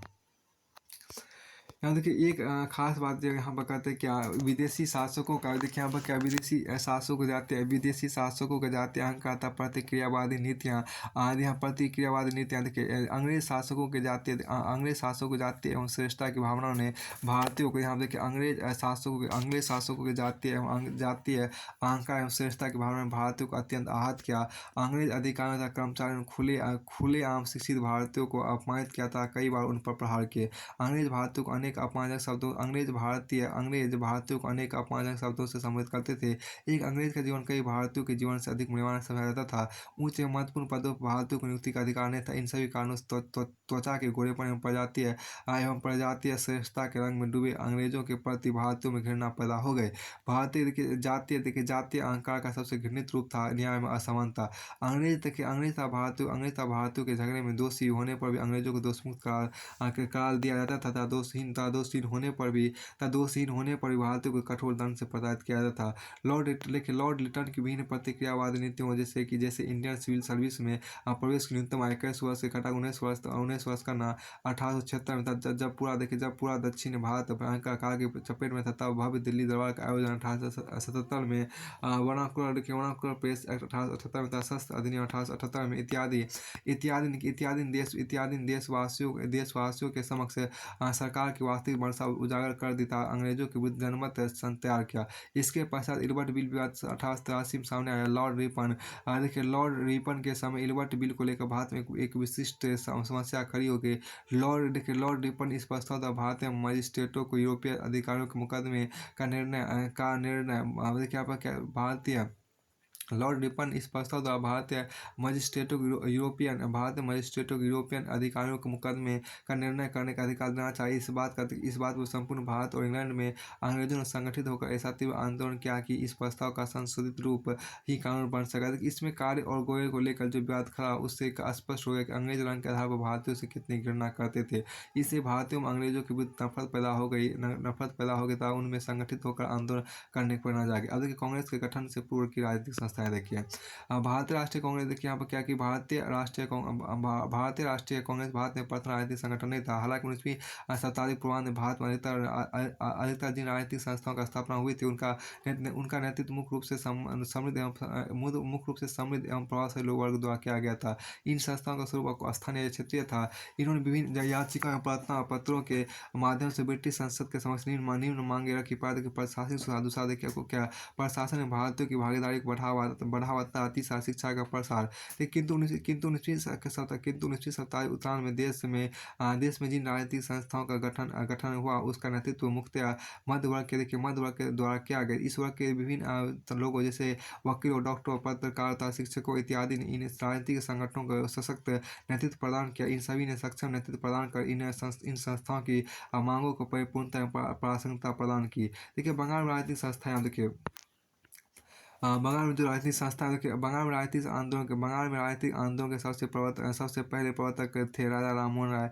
देखिए वे पाश्चात्य विचारों से प्रभावित व्यक्ति थे। उन्होंने ही सर्वप्रथम अंग्रेजों का ध्यान भारतीय समस्याओं को आकृष्ट किया। ऐसा माना जाता है कि 1836 के चार्टर एक्ट के अनेक उदारवादी धाराएं उन्हीं के प्रयत्नों का परिणाम थे। लेकिन बंगाल में सर्वप्रथम राजनीतिक संगठन बनाने का श्रेय उनके सहयोगियों को मिला, जब उन्होंने 1836 में बंग भाषा देखिए आपको बंग भाषा प्रकाशक सभा का गठन किया। अब यहाँ पर आपको क्या है कि बंग भाषा प्रकाशक सभा का गठन किया। फिर आपको आगे देखिए जुलाई 1838 में जमींदारों के हितों की सुरक्षा के लिए जमींदारी एसोसिएशन, जिसे लैंड होल्डर्स सोसाइटी के नाम से जाना जाता था, का गठन किया गया। जमींदारी एसोसिएशन भारत की पहली राजनीतिक सभा थी। जमींदारी एसोसिएशन भारत की पहली राजनीतिक सभा थी जिसने संगठित राजनीतिक प्रयासों का शुभारंभ किया। इसने सर्वप्रथम अपने उद्देश्यों की पूर्ति के लिए संवैधानिक प्रदर्शन का मार्ग अपनाया था। 1827 में एक अन्य राजनीतिक सभा बंगाल ब्रिटिश इंडिया सोसाइटी बनाई गई, जिसका उद्देश्य लोगों में देखिए जिसका उद्देश्य लोगों में राष्ट्रवाद की भावना जगाना था, राजनीतिक शिक्षा को प्रोत्साहित करना था। सोसाइटी देखिए सोसाइटी ब्रिटिश शासन के प्रभाव से समाज के सभी वर्ग के लोगों की कठिनाइयों एवं दुखों पर विचार कर उनके समाधान ढूंढने का प्रयत्न करती थी। 1851 में आपको यहाँ देखिए 1851 में 51 में 1851 में आपको में जमींदारी एसोसिएशन था। बंगाल ब्रिटिश इंडिया सोसाइटी का आपस में विलय हो गया था। एक नई संस्था ब्रिटिश इंडियन एसोसिएशन का गठन हुआ। लेकिन इससे ब्रिटेन की संसद को एक प्रार्थना पत्र भेजकर अपील की कि उसके कुछ सुझावों को कंपनी के नए चार्टर में सम्मिलित किया जाए, जैसे पढ़ा की लोकप्रिय उद्देश्यों वाली पृथक विधायिका की स्थापना। दूसरा देखिए उच्च वर्ग के नौकरशाहों के वेतन में कमी।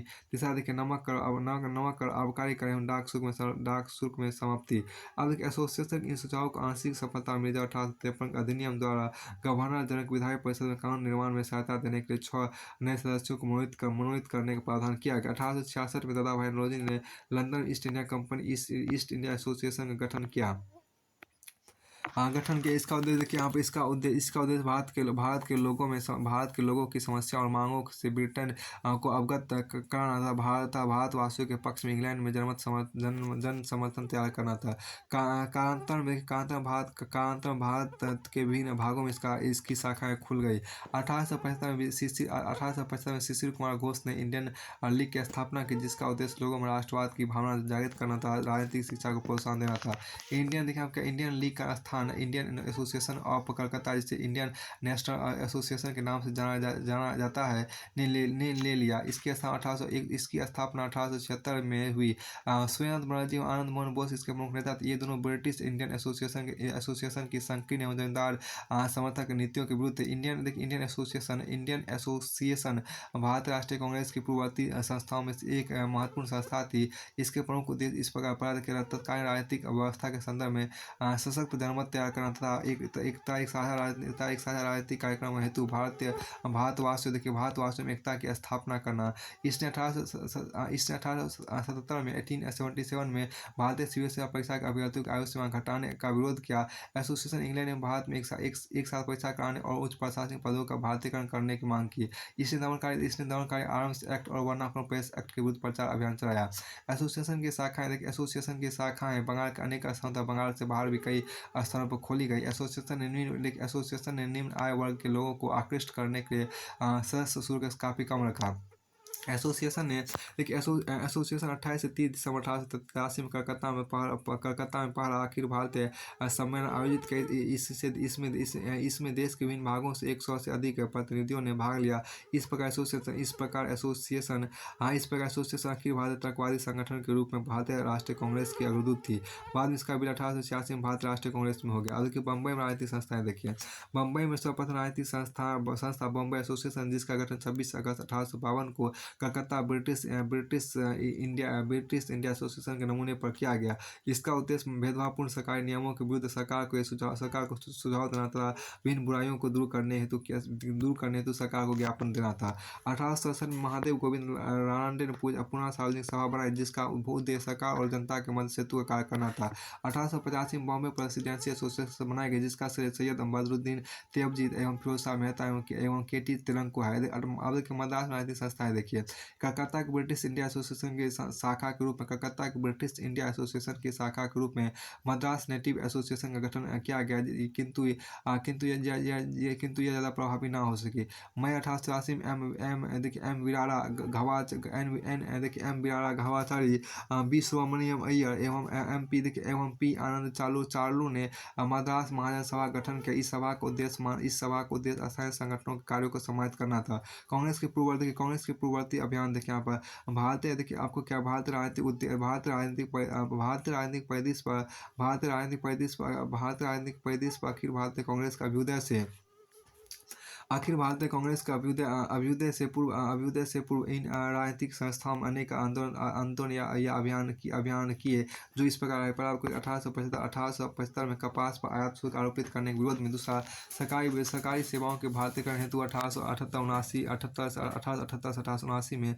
अब फिर देखिए लॉर्ड लिटन के अफगान नीति के विरोध में। फिर आपको चौथा देखिए शस्त्र अधिनियम 1878 के विरोध में। और पांचवा देखिए वर्नाकुलर प्रेस एक्ट 1878 के विरोध में। छठा आपको स्वयं सेवक सेना में प्रवेश के अधिकार के समर्थन स्वयं सेवक सेना में प्रवेश के अधिकार के समर्थन में। सातवां देखिए क्या प्लांटेशन एंड लेबर एवं इंग्लैंड इमिग्रेशन एक्ट के विरोध में। आठवां आपको देखिए इलवर्ट बिल के समर्थन में।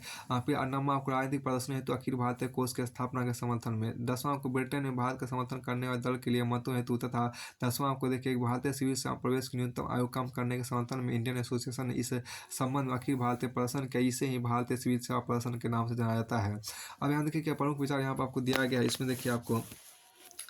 इसमें जो आपको कहा गया कि ब्रिटिश शासन द्वारा स्थापित भारत की प्रशासनिक एकता ने ब्रिटिश शासन द्वारा स्थापित भारत की प्रशासनिक एकता ने समान अधीनता की भावना को जन्म दिया।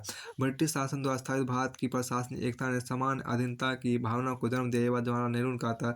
न्यायालयों में हमारे एक भी देशवासी अंग्रेज के साक्ष्य का वजन अनेक हिंदुओं के साक्ष्य से ज़्यादा होता है। यह ऐसी परिस्थिति है जो बेईमान एवं लालची अंग्रेजों के हाथों में सत्ता का भयंकर उपकरण रख देती है। ये बात G.O. टेबलियन ने 1864 में कही थी। अब देखिए सारांश से हम देखिए क्या आधुनिक राष्ट्रवाद के उदय के कारण देखिए भारत एवं उपनिवेशी शासन के हितों में विरोधाभास, भारत का प्रशासनिक राजनीतिक एवं आर्थिक एकीकरण, पाश्चात्य चिंतन तथा शिक्षा का प्रभाव, प्रेस एवं समाचार पत्रों की भूमिका, भारत का अतीत का पुनर्अध्ययन, सुधार आंदोलन का विकासात्मक स्वरूप, मध्य वर्गीय बुद्धिजीवियों का अभ्युदय, तत्कालीन विश्वव्यापी घटनाओं का प्रभाव, अंग्रेज शासकों की प्रक्रियावादी नीति एवं जातीय अहंकार। फिर आपको आगे यहाँ पर देखिए कांग्रेस के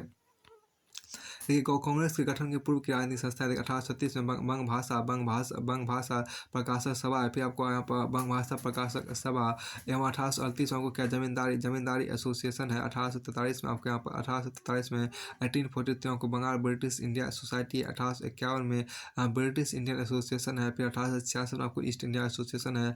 1867 में आपको पुणे सार्वजनिक सभा है। 1875 में इंडियन लीग है। फिर 1876 में आपको कलकत्ता भारत एसोसिएशन या इंडियन नेशनल एसोसिएशन है।